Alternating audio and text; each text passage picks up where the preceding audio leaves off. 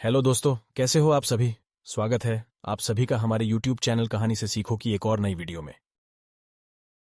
दोस्तों, आलस आज के इस समाज की एक बहुत बड़ी समस्या बन चुकी है। कुछ लोग तो अपने आलसीपन के कारण दुखी हैं, तो कुछ दूसरों के आलसीपने से दुखी है। आज की हमारी कहानी इसी पर है। एक समय की बात है, गौतम बुद्ध अपने ध्यान में बैठे थे कि वहां पर एक आदमी आया। वह आदमी अपने आलसीपने से बहुत ज्यादा परेशान था। आलसी आदमी गौतम बुद्ध से बोला, महात्मा जी मेरी मदद कीजिए, मैं अपने आलस्य से बहुत ज्यादा परेशान हूं। आप ही कोई उपाय बताइए जिससे मैं आलसीपन से छुटकारा पा सकूं। गौतम बुद्ध ने उस व्यक्ति से कहा, पहले मुझे यह बताओ कि तुम्हें क्यों लगता है कि तुम आलसी हो। आलसी आदमी बोला, सिर्फ मुझे नहीं, मेरे परिवार वालों को और मेरे आसपास के सभी लोगों को ऐसा लगता है कि मैं आलसी हूं। गौतम बुद्ध ने फिर उससे पूछा, क्या तुम जानते हो आलस्य होता क्या है। आलसी व्यक्ति बोला, नहीं मैं नहीं जानता, किंतु मैं इतना जरूर जानता हूं कि आलस्य बहुत बुरी चीज है। इसकी वजह से मुझे बहुत नुकसान हुआ है जीवन में। गौतम बुद्ध बोले, जिस परेशानी से तुम छुटकारा पाना चाहते हो, पहले उसके बारे में पूरी जानकारी ले लोगे तो उससे छुटकारा पाना आसान हो जाएगा। आलसी व्यक्ति बोला, भगवान, इतनी बुद्धि तो मुझ में नहीं है, आप ही मुझे इस समस्या के बारे में जानकारी दीजिए। गौतम बुद्ध बोले, आलस्य एक मानसिक अवस्था है, एक विचार है जिसे जाने अनजाने में हम खुद ही जन्म देते हैं। आलस्य दो मूलभूत कारणों की वजह से ही जन्म लेता है, एक है शारीरिक और दूसरा मानसिक। शारीरिक कारणों में पहला कारण है गलत तरह का भोजन। हम सभी जानते हैं कि हमारे शरीर को भोजन से ऊर्जा मिलती है, और यह ऊर्जा सजीव चीजों से मिले तो अच्छी है, यानी कि प्राकृतिक रूप से जो हमें भोजन की वस्तुएं प्राप्त होती है, उनसे अगर यह ऊर्जा मिले तो हमारा शरीर इससे अच्छी ऊर्जा प्राप्त करता है।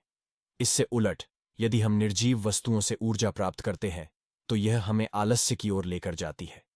दूसरा कारण, हमारी शारीरिक गतिविधियां भी हमें आलस्य के चंगुल में फंसा सकती है। गौतम बुद्ध ने आलसी व्यक्ति को अपने शिष्यों की तरफ इशारा करते हुए कहा कि देखो, इनके चलने फिरने बैठने के तरीकों में तुम्हें कुछ अलग नजर आ रहा है। जब आलसी व्यक्ति कुछ समझ नहीं पाया, तब गौतम बुद्ध ने उससे कहा, मेरे शिष्य जब भी बैठते हैं तो वे रीढ़ की हड्डी को एकदम सीधा रखते हुए बैठते हैं।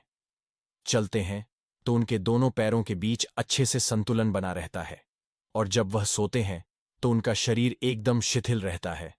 ऐसा करने से उन्हें रात्रि में एकदम सही तरीके से नींद आती है। आलसी व्यक्ति बोला, लेकिन नींद तो आलस्य का ही एक स्वरूप है। बुद्ध बोले, हां, अगर उसे ज्यादा मात्रा में लिया जाए तो। बुद्ध ने इस बात को आगे बढ़ाते हुए कहा, नींद कम मात्रा में लोगे तो तुम्हें अगले दिन थकान महसूस होगी, और ऐसा करने से ज्यादा आलस्य शरीर में आएगा। नींद ज्यादा लोगे तब भी यही परिणाम होगा। इसीलिए नींद को ना ज्यादा ना कम, एकदम सही मात्रा में लेना अति आवश्यक है। आलसी व्यक्ति बोला, हां, यह तो मैंने भी अनुभव किया है। बुद्ध बोले, अब मानसिक कारणों के बारे में जान लो। मानसिक कारणों में सबसे पहले हैं हमारी पुरानी गलत धारणाएं।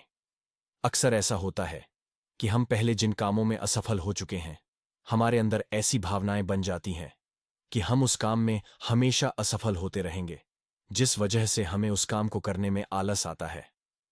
ऐसी धारणाओं से छुटकारा पाने का एकमात्र उपाय यह है कि हमें अपने मन को यह समझाना चाहिए कि पिछली बार हम जब उस काम में असफल हुए थे तो हम उसके बारे में जितना जानते थे, अब हम उस काम के बारे में उससे ज्यादा जानते हैं, क्योंकि असफल होने के बाद हमने उससे काफी कुछ सीखा भी है। बुद्ध बोले, दूसरा कारण है आलसी और कामचोर लोगों की संगत। कई बार ऐसा होता है कि हम आलसी नहीं होते, मगर जिनके साथ हम रहते हैं हम उन जैसे बनने लगते हैं। इससे छुटकारा पाने का उपाय बहुत सरल है। कामचोर और आलसी व्यक्तियों से दूर रहो। ऐसे व्यक्तियों की संगत में रहो जो अपने काम को बड़ी लगन से करते हैं और जो तुम्हें कुछ भी यह गुण सिखा पाए। गौतम बुद्ध ने तीसरा कारण बताते हुए कहा, यह कारण आलस्य के लिए सबसे बड़ा कारण है, काम को कल पर टालते रहना। यह कारण इतना शक्तिशाली है कि किसी भी व्यक्ति को बर्बाद कर सकता है। इससे बचने का सबसे आसान उपाय यह है कि जो काम जितनी जल्दी संभव हो उतनी जल्दी कर दिया जाए।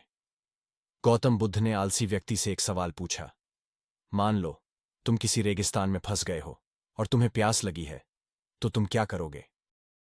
आलसी व्यक्ति बोला, मैं जल्दी ही रेगिस्तान के आसपास कोई गांव की तलाश करूंगा या ऐसी जगह की तलाश करूंगा जहां पर मुझे पानी मिल सके। गौतम बुद्ध बोले, अगर तुम्हें काफी देर ढूंढने पर भी पानी ना मिले, तब तुम क्या करोगे? आलसी व्यक्ति बोला, मैं तब भी अपनी तलाश जारी रखूंगा, क्योंकि ऐसी परिस्थिति में मेरे पास कोई और दूसरा विकल्प तो होगा ही नहीं। गौतम बुद्ध बोले, बिल्कुल सही। और यही है मानसिक स्तर पर आलस्य का चौथा कारण, किसी भी निश्चित लक्ष्य का ना होना। यह भी आलस की ओर लेकर जाता है। अब सुनो, पांचवें कारण के बारे में। गौतम बुद्ध बोले, सोचो कि तुम्हारे पास काफी सारे सोने के दागिने हैं जो तुम्हें एक जगह से दूसरी जगह लेकर जाना है।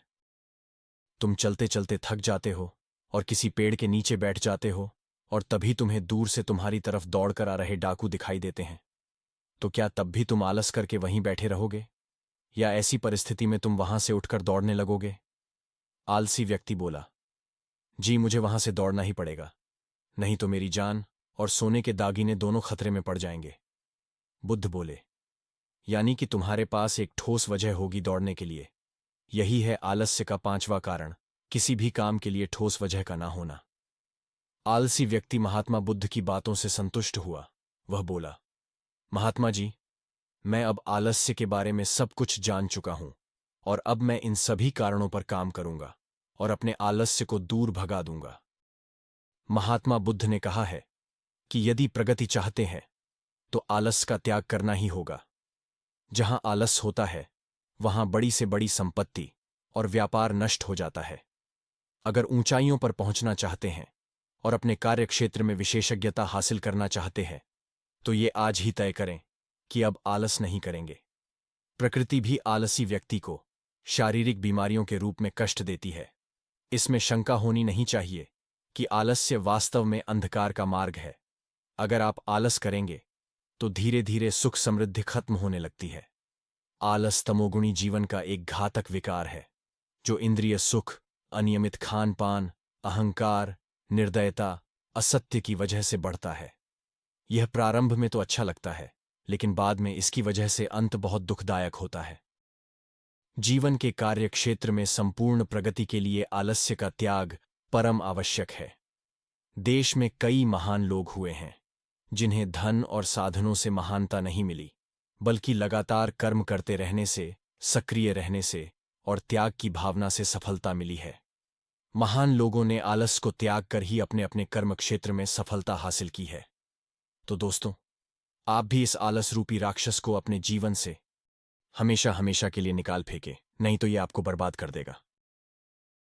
दोस्तों, मुझे पूरी आशा है कि आज की यह वीडियो आपको जरूर पसंद आई होगी। आज की इस वीडियो से आपने क्या सीखा, कमेंट बॉक्स में लिखकर जरूर बताएं।